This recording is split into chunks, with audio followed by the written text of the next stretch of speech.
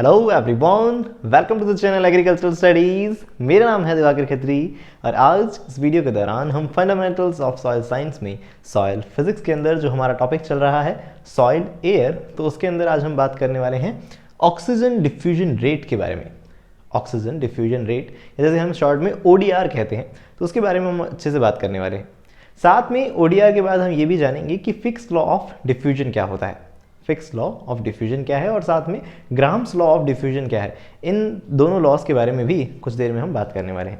साथ ही इस वीडियो से पहले का जो वीडियो है उसके अंदर हम सॉइल एयर से रिलेटेड जो टॉपिक्स हैं, जैसे कि हमने पहले जाना है कि सॉइल का कंपोजिशन क्या होता है, साथ में हमने ये भी जाना है कि ऐसे कौन कौन से फैक्टर्स होते हैं जो सॉइल कंपोजिशन को अफेक्ट करते हैं, और उसके बाद हमने दो मैकेनिज्म्स के बारे में बात करी थी।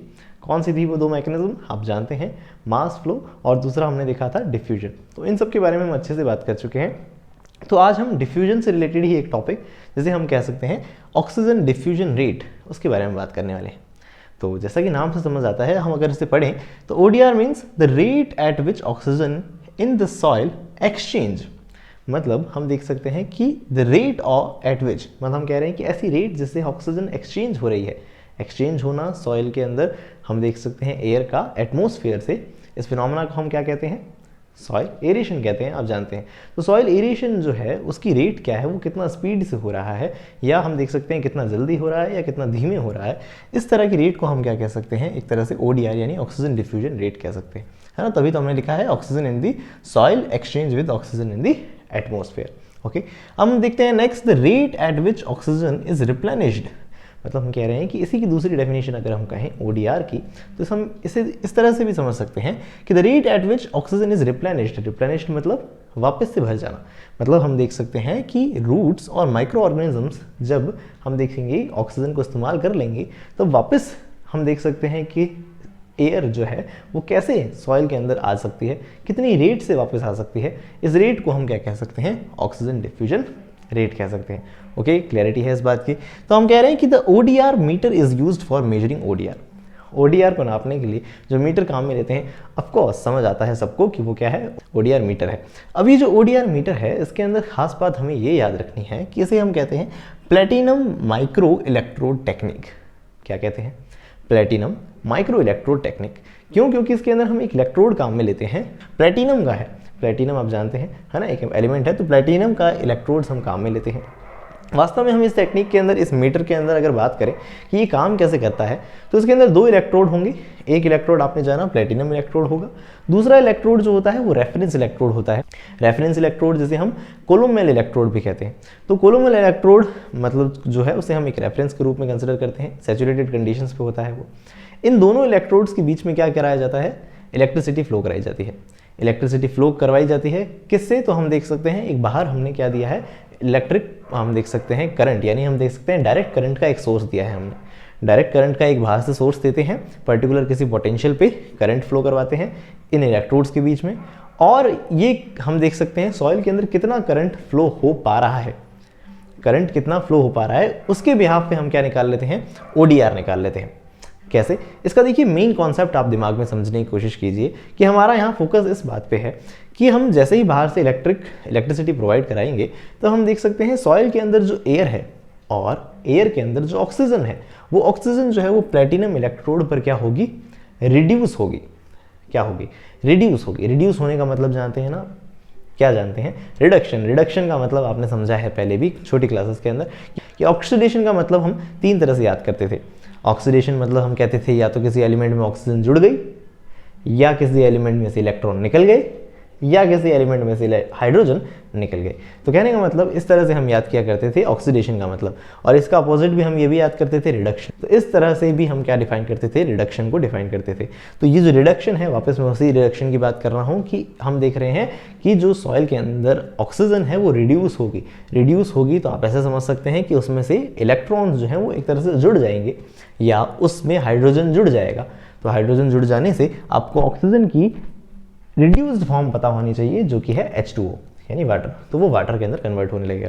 तो इस इलेक्ट्रोड पे जितना ज़्यादा हम देख सकते हैं डिफ्यूजन जो होगा, वो डिपेंड करेगा कितना ज़्यादा हम देख रहे हैं उसका रिडक्शन हुआ है।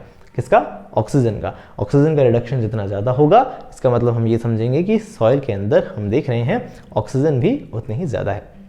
तो इस तरह से आप एक दिमाग में क्लियरिटी लाइए कि ये ODR method, oxygen diffusion rate जो है, वो हमें सॉइल के अंदर एक स्टेटस बताने का फंडा है। मतलब ऐसा ये मेथड हम काम में क्यों ले रहे हैं? इसलिए काम में लेते हैं ताकि हम समझ सकें सॉइल के अंदर एयर कितनी अवेलेबल है और वो एयर किस तरह से प्लांट्स को अवेलेबल हो पा रही है ना। तो ये बेस्ट मेथड है सॉइल का स्टेटस निकालने के लिए। क्या है? बेस्ट मेथड है, स्टैंडर्ड मेथड, एक तरह से याद रख लीजिएगा इसे। तो मेरे ख्याल से स्क्रीन पे आपके पास एक डेफिनेशन भी आ रही है इससे रिलेटेड, तो उसे भी नोट करके याद कर लीजिएगा। तो हम ये कहना चाह रहे हैं कि यहाँ ऑक्सीजन जो है वो प्लेटिनम इलेक्ट्रोड पे रिड्यूस होती है। यही बात मैंने यहाँ लिखी है कि diffusing oxygen is allowed to reduce at the platinum electrode. Diffusing oxygen मतलब जो हायर कंसंट्रेशन से लोअर कंसंट्रेशन की तरफ आ रही है। प्लांट्स ने कमी कर ली, प्लांट्स ने खा ली ऑक्सीजन, खाली मतलब काम में ले ली रेस्पिरेशन के रूप में, तो वहाँ ऑक्सीजन कम हो गई, तो दूसरी तरफ से ऑक्सीजन डिफ्यूज़ होकर आ रही है जहाँ हायर कंसंट्रेशन है उसका। तो ये डिफ्यूज़ होकर जो आ रही है वहाँ हमने एक तरह से हम देख रहे हैं सॉइल के अंदर 2 इलेक्ट्रोड्स लगा दिए, करंट फ्लो करवा दिया, और हम इस बिहाफ पे देख रहे हैं कि प्लेटिनम पे कितनी ऑक्सीजन डिफ्यूज़ हो पा रही है। डिफ्यूज़ हो पा रही है किस बिहाफ पे? कि ऑक्सीजन कितनी रिड्यूस हो पा रही है। जितना रिडक्शन होगा उतना ज़्यादा हम देखेंगे, वहाँ हम समझ सकते हैं कि ऑक्सीजन जो है वहाँ पे अवेलेबल है सॉइल के अंदर। तो इस तरह से हम काम में लेते हैं ऑक्सीजन डिफ्यूजन रेट का ये जो मीटर है, ODR मीटर।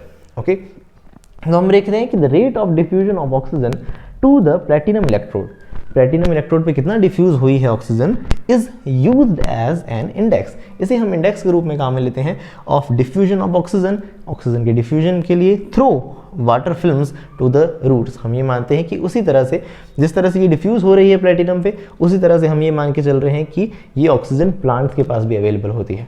तो अल्टीमेटली हम सॉइल का अंदर सॉइल एयर के स्टेटस को निकालने की कोशिश कर रहे हैं कि किस तरह से ये एयर जो है प्लांट्स को अवेलेबल हो पा रही है। ठीक है, तो इसका सॉइल एयर मेजरमेंट का एक ऐसा अच्छा तरीका है जो आपके सामने यहाँ मैंने थोड़ा सा रिप्रेजेंट करने की कोशिश की है। ओके, तो अभी जैसा कि मैंने आपको बताया, बाहर का एक सोर्स है जिसको हम कह सकते हैं इलेक्ट्रिक पोटेंशियल का सोर्स। हाँ, मैंने यहाँ लिखा भी है एट गिवन इलेक्ट्रिक पोटेंशियल। तो बाहर इलेक्ट्रिक पोटेंशियल जो हमने दे रखा है उस पर जो करंट फ्लो करवाया है, अब वो जो करंट हमें मिले मतलब फ्लो होगा, जो एम्पियर के अंदर अमाउंट हमारे पास मिलेगा, क्योंकि हमने तो बाहर वोल्टेज से प्रोवाइड कराया करंट, लेकिन किसी सॉइल के अंदर अपने पर्टिकुलर रेजिस्टेंस की वजह से कितना हम देख सकते हैं कि सॉइल में करंट फ्लो हुआ, कितनी ऑक्सीजन रिड्यूस हुई। तो उसके भी आप पे हमें अगर आई की वैल्यू मिल जाए, आई मतलब है यहाँ पे करंट, है ना। इलेक्ट्रिकल करंट को आई से रिप्रेजेंट किया करते थे 10th क्लास के अंदर, हो सकता है आपने कभी पढ़ा हो। तो ओम्स लॉ वाला चैप्टर जो था ना, तो आपने पढ़ा है कि आई मतलब इलेक्ट्रिकल करंट है। तो अगर इलेक्ट्रिकल करंट की वैल्यू मिल जाए तो उसका एक फॉर्मूला है, उस फॉर्मूले के बिहाफ पे हम क्या निकाल सकते हैं, ODR निकाल सकते हैं। तो नेक्स्ट स्लाइड में फटाफट से जानते हैं कि ODR का फॉर्मूला क्या है और साथ में इसकी यूनिट क्या होती है। देखिए, यूनिट बहुत इंपॉर्टेंट है। ये स्लाइड तो एक बेसिक कॉन्सेप्ट है जो समझ में आना चाहिए दिमाग में, लेकिन जो नेक्स्ट स्लाइड है वो कॉम्पिटिटिव एग्जाम्स के लिए बहुत इंपॉर्टेंट है, तो आप उसे जरूर नोट कर लीजिएगा। ओके, आप चाहें तो इसे भी नोट कर सकते हैं।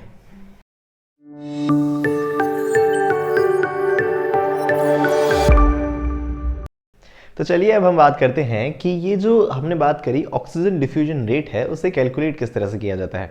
तो उसके लिए मैंने आपको बताया कि जो हमारे पास ODR मीटर है वो हमें क्या रीडिंग दे सकता है, हम या उसके अंदर जो भी रीडिंग्स आएंगे उनसे हम इलेक्ट्रिकल करंट निकाल सकते हैं। तो ये जो इलेक्ट्रिकल करंट की वैल्यू है वो माइक्रो एम्पियर में हमें मिलती है। तो माइक्रो एम्पियर के अंदर हमें मिलती है, तो उसकी वैल्यू हमें पता होना चाहिए कि अगर हम एम्पियर में कन्वर्ट करें तो 10⁻⁻⁶ हमें ऐड करना पड़ेगा, मतलब हाँ मल्टीपल के रूप में ऐड करना पड़ेगा। हम देखते हैं इसका फॉर्मूला जो हमें पता होना चाहिए वो ये है कि I is equals to N capital F A small f। ये जो करंट है वो किसके इक्वल होगा, N capital F small capital A और साथ में स्मॉल f। इसका मतलब ये है कि स्मॉल n जो है वो क्या है, नंबर ऑफ ऑक्सीजन एटम्स है। अब यहाँ नंबर ऑफ ऑक्सीजन एटम्स को हमने स्मॉल n से रिप्रेजेंट किया है। कैपिटल F जो होता है वो फेराडे कांस्टेंट होता है। कभी केमिस्ट्री के अंदर हो सकता है आपने पढ़ा हो इसके बारे में, फेराडे कांस्टेंट की वैल्यू 96,500 के रूप में हम कंसिडर करते हैं। तो ये फेराडे के अंदर वैल्यू रखेंगे 96,500। ए जो है वो एरिया अवेलेबल है, सरफेस एरिया, जो कि हम देख सकते हैं ऑक्सीजन की रिडक्शन के लिए अवेलेबल है इलेक्ट्रोड्स के अंदर। तो इलेक्ट्रोड्स के ऊपर कितना एरिया अवेलेबल है रिडक्शन के लिए, वो ए हो गया। और एफ स्मॉल f मतलब जो हमारे काम की चीज़ है, यानी ऑक्सीजन डिफ्यूजन रेट। ये ऑक्सीजन डिफ्यूजन रेट अगर मैं निकालना चाहूँ, इस f को निकालना चाहूँ, तो मुझे स्मॉल n कैपिटल F और A इन तीनों को I के अंदर डिवाइड में भेजना पड़ेगा। तो ये आई जो था आई × 10⁻⁻⁶, इसके अंदर 32 का मल्टीप्लाई मेरे ख्याल से इसलिए किया है क्योंकि यहाँ हम ऑक्सीजन को ग्राम में जब रखेंगे, ग्राम के अंदर रखेंगे, तो एक ऑक्सीजन मॉलिक्यूल का हम देख सकते हैं वेट कितना होगा, 32 ग्राम होगा, क्योंकि एक अकेला ऑक्सीजन जो है वो 16, तो O2 जो है वो 32 हो गया, तो 32 उसके लिए आया है। साथ में हम यहाँ जो टाइम मेंशन करेंगे, क्योंकि ये एक रेट है, मैंने आपको बताया कि F मतलब एक तरह से ODR, oxygen diffusion rate. Rate हम वर्ड तब यूज़ करते हैं ना जब हम देख सकते हैं कि किसी चीज़ के रिस्पेक्ट में क्या चेंज आ रहा है। जैसे कि हम कहें कि वेलोसिटी के अंदर चेंज की जो रेट है उसे हम एस्केलरेशन कह देते हैं, आपने पढ़ा होगा इसके बारे में। तो एस्केलरेशन जैसे कि एक रेट है, वैसे ही हम क्या कह रहे हैं, ये भी ODR यानी ऑक्सीजन डिफ्यूजन रेट है। तो टाइम के रिस्पेक्ट में अगर इसके अंदर चेंज की बात कर रहे हैं ना हम, तो टाइम के रिस्पेक्ट में अगर बात कर रहे हैं तो वो टाइम हमने मिनट के अंदर कंसिडर करना है, और मिनट के अंदर कंसिडर करना है तो उसे हम देख सकते हैं कि एक सेकंड को अगर मैं मिनट के रूप में रिप्रेजेंट करूं तो 1 second will be equals to 1/60 minutes. तो 1/60 के लिए वहाँ ऊपर 60 आया है। ठीक है, कुछ समझ आ रहा हो, नहीं आ रहा हो तो कोई बात नहीं, क्योंकि ये जो फॉर्मूला है मुझे नहीं लगता इतना हमारे JRF एग्जामिनेशंस के पर्पज से इतना इंपॉर्टेंट नहीं लगता मुझे, लेकिन ये अगर याद रहे ना रहे तो काम चल जाएगा, लेकिन इसकी यूनिट अगर हमें याद नहीं रही तो बिल्कुल काम नहीं चलेगा। क्यों याद, ऐसा इसलिए कह रहा हूँ मैं क्योंकि हम देख रहे हैं ये जो यूनिट है वो बहुत इंपॉर्टेंट है, इसके एग्जामिनेशंस में कई बार पूछा गया है। इसकी यूनिट क्या है ऑक्सीजन डिफ्यूजन रेट की, तो हम कहेंगे ग्राम पर centimetre square into minute. Area जो है वो सेंटीमीटर स्क्वायर के रूप में रिप्रेजेंट किया गया है, तो centimetre square into minute. Minute मैंने आपको पहले ही बता दिया, यहाँ रेट जो है टाइम के रिस्पेक्ट में है तो मिनट, सेकंड नहीं है, ध्यान रखिएगा। ठीक है, ऑप्शन में हमारे पास सेकंड भी आता है और हम उसे चूज कर लेते हैं, तो याद रखिएगा ग्राम पर सेंटीमीटर स्क्वायर पर मिनट। रिप्रेजेंट करने के अलग अलग तरीके हैं, आप समझते हैं इसे। तो इस तरह से आपको ये चीज़ की दिमाग में एकदम अच्छे से फिक्स हो जानी चाहिए कि इसकी यूनिट जो है वो क्या है, ग्राम पर सेंटीमीटर स्क्वायर पर मिनट है, तो इसे याद रखें। नोट लगा के एक इंपॉर्टेंट बात लिखी हुई है एग्जामिनेशन के पर्पज से, क्या लिखी हुई है कि a soil condition where the ODR is at least this. ऐसी कंडीशन सॉइल की जिसके अंदर 30 × 10⁻⁸ ग्राम पर सेंटीमीटर स्क्वायर है, यहाँ पे गलत छप गया है, मतलब मैंने लिख दिया है अल्टीमेटली, तो सेंटीमीटर स्क्वायर होना चाहिए -2 और पर minute. And oxygen concentration of soil air is at least 10%, और हम कह रहे हैं ऑक्सीजन का परसेंटेज कम से कम 10% है, तो उस रूट जोन वाली कंडीशन को हम क्या कंसिडर कर सकते हैं, एडिक्वेट एरिएशन रिप्रेजेंट कर सकते हैं।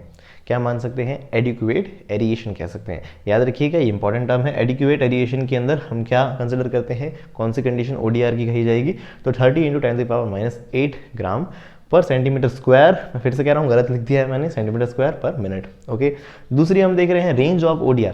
जनरली हम देख सकते हैं प्लांट्स के अंदर ODR अलग अलग देखा जाता है, तो उसकी एक रेंज अगर हम कहें कि कम से कम इतना, ज़्यादा से ज़्यादा इतना देखा जाता है, तो उस कंडीशन में 22.9 × 10⁻⁸ से लेकर हम देखते हैं 39.5 × 10⁸ ग्राम पर सेंटीमीटर स्क्वायर पर मिनट। ये एक रेंज है जो हमें ज़रूर ज़रूर ज़रूर ज़रूर ज़रूर याद रहनी चाहिए। ओके, उसके बाद और भी इंपॉर्टेंट पॉइंट है। क्यों इंपॉर्टेंट पॉइंट, कि हम देखते हैं growth rate of roots of most of the plant सीज। मतलब हम देख सकते हैं कि एक पर्टिकुलर ODR लेवल से कम लेवल हो गया अगर सॉइल के अंदर, मतलब ODR लेवल की बात कर रहे हैं ना, जैसे हम एक तरह की जो रेंज बताई है हमने, ये तो पूरे ओवरऑल प्लांट्स के लिए बताइए, लेकिन हर एक पौधे के लिए एक क्रिटिकल हम देख सकते हैं ODR रेट होती है कि उससे कम अगर उसे ऑक्सीजन मिली तो उसकी रूट जो है वो ग्रोथ ही नहीं कर पाएंगी, तो वो सीज हो जाएंगी उसकी ग्रोथ। तो उसे आप ज़रूर याद रखें, वो कितनी है, 20 × 10⁻⁸ ग्राम पर सेंटीमीटर स्क्वायर पर मिनट है। तो ये पॉइंट बेहद इंपॉर्टेंट है। ओके, अच्छा, अब एक मेरी कोशिश है आपके सामने एक चार्ट रिप्रेजेंट हो जिसके अंदर आपको कुछ अलग अलग क्रॉप्स की ODR रेट दिखेंगी, है ना। तो उसके अंदर आप नोटिस करिए कि वहाँ P के अंदर हमें बताया गया है कि ऑक्सीजन डिफ्यूजन रेट जो है इरीगेटेड कंडीशन और अनइरीगेटेड कंडीशन में दी गई है। तो उन दोनों वैल्यूज़ को आप याद रख लीजिएगा कि P के अंदर इरीगेटेड कंडीशन के अंदर हम देख सकते हैं ज़्यादा देखी जाती है ODR रेट, और ओवरऑल हम जो देख रहे हैं वो चार्ट है, सारों के अलग अलग हमें वैल्यूज़ दी गई हैं, तो उन वैल्यूज़ को भी अगर याद कर सकें तो याद कर लीजिएगा। मुझे लगता है मैक्सिमम का पूछा जा सकता है कि बताओ ODR मैक्सिमम किस में देखते हैं, तो P मटर के अंदर देखा जाता है, आप उसे ज़रूर याद रखिएगा, है ना। मटर को ज़्यादा ऑक्सीजन चाहिए, मतलब डिफ्यूजन की रेट उसे ज़्यादा चाहिए, जल्दी जल्दी खा लेगा, मतलब ऑक्सीजन खा लेगा मतलब कंज्यूम कर लेगा, है ना। खैर, तो आप उसे चार्ट को भी ज़रूर याद रखिएगा।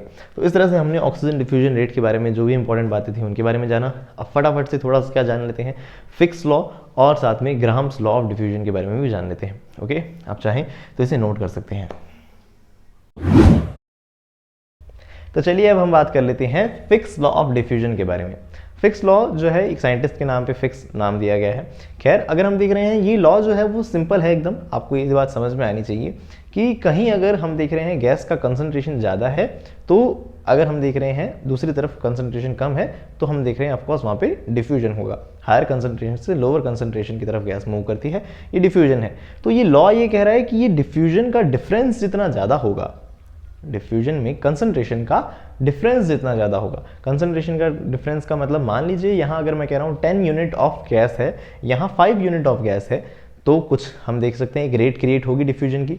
अब मैं कह रहा हूँ यहाँ 10 है लेकिन यहाँ 2 है, मतलब 2 यूनिट ऑफ गैस ही है ना, मान लेते 2 ग्राम गैस ही है, यहाँ 10 ग्राम थी, तो कहने का मतलब उससे अब ज़्यादा क्या होगा, हम देख सकते हैं डिफ्यूजन होगा, क्योंकि यहाँ ऑफकोर्स अमाउंट ज़्यादा है। तो इनके बीच में डिफरेंस जितना ज़्यादा होगा कंसंट्रेशन के अंदर, तो उतना ही ज़्यादा हम देखेंगे डिफ्यूजन की रेट होगी।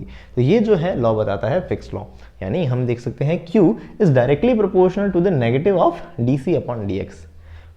क्या है अभी समझते हैं। Q का मतलब क्या है, Q यहाँ पे हम फ्लक्स के रूप में रिप्रेजेंट करते हैं।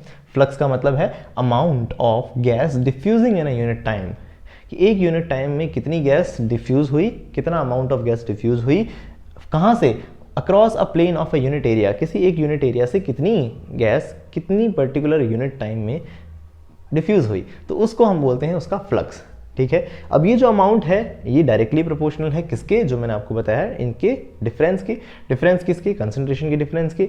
तो उसे हम कह सकते हैं एक तरह से ग्रेडियंट नाम देते हैं। यहाँ पे क्या नाम देते हैं, ग्रेडियंट। ग्रेडियंट मतलब ढाल बोलते थे हिंदी में। इसका मतलब समझ में आना चाहिए आपको कि एक तरफ ज़्यादा एक तरफ कम, तो उसके बीच में एक जो हम स्लोप देखेंगे उसे ही हम क्या कहते हैं, ग्रेडियंट के रूप में समझते हैं। तो हम ये कह रहे हैं ये नेगेटिव के रूप में रिप्रेजेंट किया है। नेगेटिव क्यों, कि अगर मान लीजिए यहाँ मैंने एक डायग्राम बनाने की इसे समझाने की कोशिश करी है कि मान लीजिए यहाँ कंसंट्रेशन ज़्यादा है, यहाँ कंसंट्रेशन कम है, तो डिफ्यूजन इस तरफ होगा, तो हम देख सकते हैं नेगेटिव, मतलब नेगेटिव यहाँ रिप्रेजेंट कर रहा है कि कम हो रहा है। ये क्या कम हो रहा है, तो हम देख सकते हैं कंसंट्रेशन लगातार कम होता जा रहा है। कंसंट्रेशन लगातार कम होता जाएगा, जितना ज़्यादा कम होता जाएगा उतना ही ज़्यादा हम देख सकते हैं क्या होता जाएगा, फ्लक्स बढ़ता जाएगा।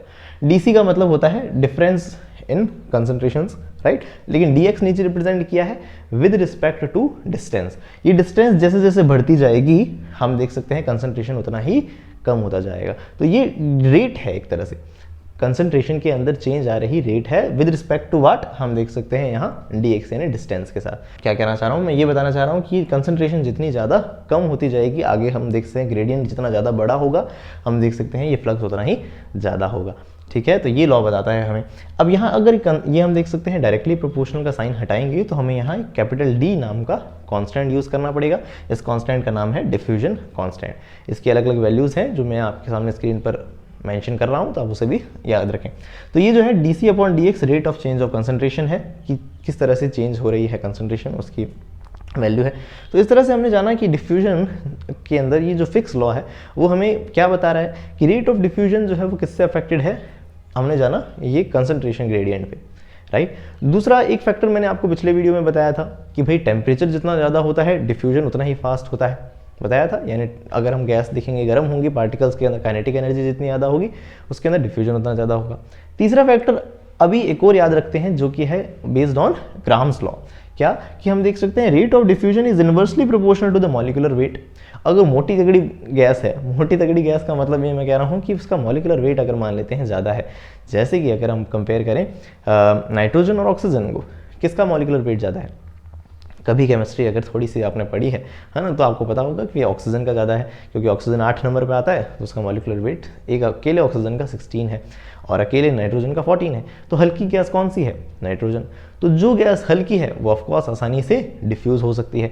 अब समझ में वाली आनी चाहिए बात कि जितनी ज़्यादा हल्की होगी गैस उतना ही ज़्यादा हम देख सकते हैं डिफ्यूजन उतना ही फास्ट होगा, रेट ऑफ डिफ्यूजन उतनी ही ज़्यादा होगी। तो मॉलिक्यूलर वेट जितना हम देख सकते हैं कम होगा उतना ही रेट ऑफ डिफ्यूजन ज़्यादा होगी। इसे कई बार इस रूप में भी समझते हैं कि डेंसिटी जितनी कम होगी, डेंसिटी मतलब जितनी गैस कम डेंस होगी वो उतनी ही आसानी से डिफ्यूज़ होगी। इसका उल्टा भी कह सकता हूँ मैं कि डिफ्यूजन के अंदर हम देख सकते हैं रेट उतनी कम होगी जितनी हमारी डेंसिटी ज़्यादा होगी।